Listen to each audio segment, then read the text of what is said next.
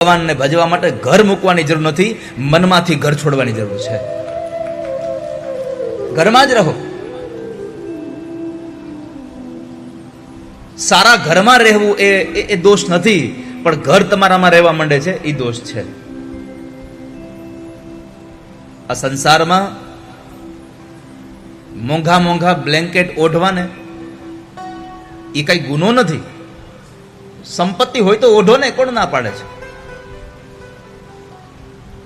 તમે સારા સારા બ્લેન્કેટ ઓઢીને સૂતા હો, સારા સારા એકદમ મોંઘા ઓશિકાનો ઉપયોગ કરીને તમે સૂતા હો, એમાં ખોટું જરાય નથી. પણ ખોટું એ છે કે મને મારા બ્લેન્કેટ વગર ઊંઘ ન આવે, આ ખોટું છે.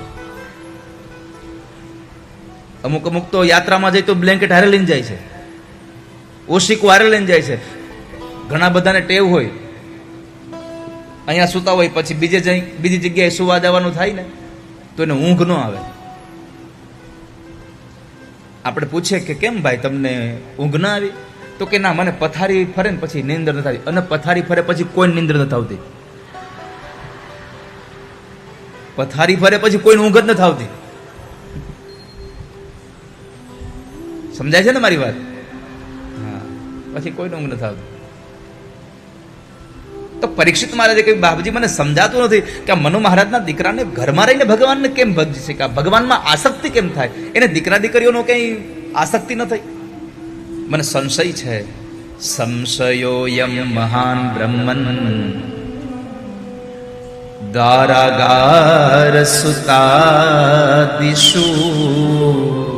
સત્તસ્ય યત સિદ્ધિરભૂ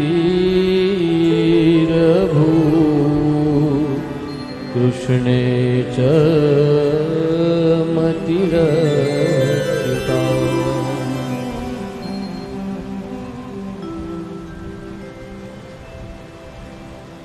સાંભળો, તમારા મનનો સંશય દૂર કરી દઉં. સુખદેવજી કહે છે કે રાજા, મનુ મહારાજના દીકરાને વ્રત બહુ પ્રિય હતા, એને લગ્ન કરવા જ નહોતા.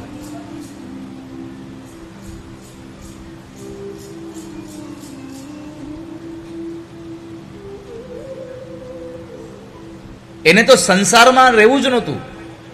પણ બ્રહ્માજીએ કહ્યું કે તમે લગ્ન કરો. અને પછી દેવર્ષિ નારદે જ્યારે એને જ્ઞાન આપ્યું, અને એ જ્ઞાનમાં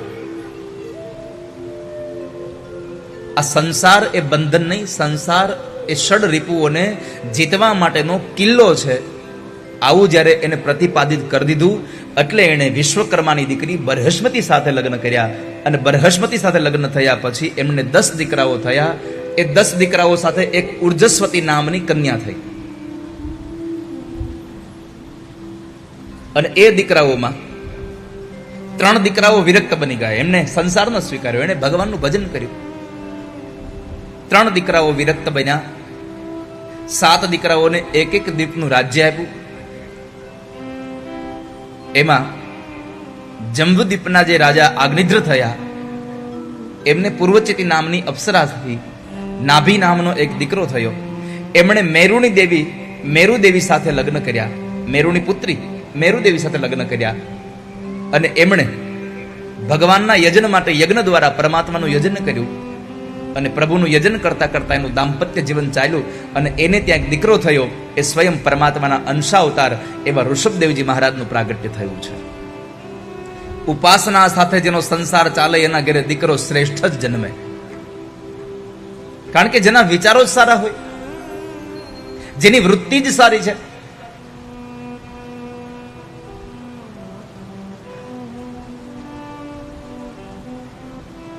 તો ઋષભદેવજી મહારાજનું પ્રાગટ્ય થયું. ઋષભદેવજી મહારાજનું પ્રાગટ્ય કેવલ આ સંસારના લોકોને પોતાના નિવૃત્તિના કાળમાં શું કરવું જોઈએ એ બતાવવા માટે થયું છે. ઋષભદેવજી મહારાજ મોટા થયા. ઇન્દ્રએ એક વખત એના વિસ્તારની અંદર ક્યાંય વરસાદ ન વરસાયો, એટલે ઋષભદેવજી મહારાજે પોતાના તપોબળથી આ વૃષ્ટિ કરી. અને એ વૃષ્ટિમાં એને ત્યાં સારી એવી મોલાદ થઈ. એટલે ઇન્દ્રએ નક્કી કર્યું કે આજે સરસ મજાનો આ તપ જોયું, એનું બળ જોયું, એટલે એમણે ઋષભદેવજી મહારાજ સાથે પોતાની દીકરી જયંતીના લગ્ન કરી દીધા. જયંતી અને ઋષભદેવજી મહારાજનું દાંપત્ય જીવન ચાલ્યું. એ દાંપત્ય જીવનમાં એમને ત્યાં 100 દીકરાઓ થયા અને એ 100 દીકરાઓ પોતાના પિતાજીના માર્ગ ઉપર ચાલવા વાળા. ઋષભદેવજી મહારાજનું દાંપત્ય જીવન ચાલ્યું. આમ કરતા કરતા જ્યારે નિવૃત્તિનો કાળ આવ્યો, પોતાને સંસારમાંથી નિવૃત્તિ લેવી છે. હવે બહુ સરસ રીતે આ ઉપદેશને સાંભળજો વાલા વૈષ્ણવો. આ સંસારના વડીલ માતા પિતાઓને આ સંદેશો છે કે જ્યારે દીકરાઓને તમારો વ્યવહાર સોંપવાનો થાય ત્યારે શું કરવું જોઈએ. જ્યારે તમે દીકરાઓને આ વ્યવહાર સોંપો છો,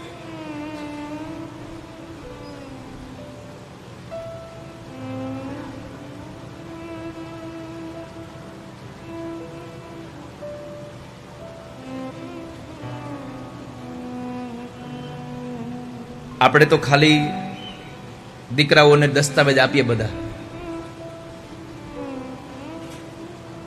કે આ તારા માટે આ પ્લોટ છે, મોટા ભાઈ માટે આ પ્લોટ છે. દીકરાઓને ખાલી દસ્તાવેજ ન આપશો, દીકરાઓને સાથે સાથે સંસ્કારનો દાયજો આપજો.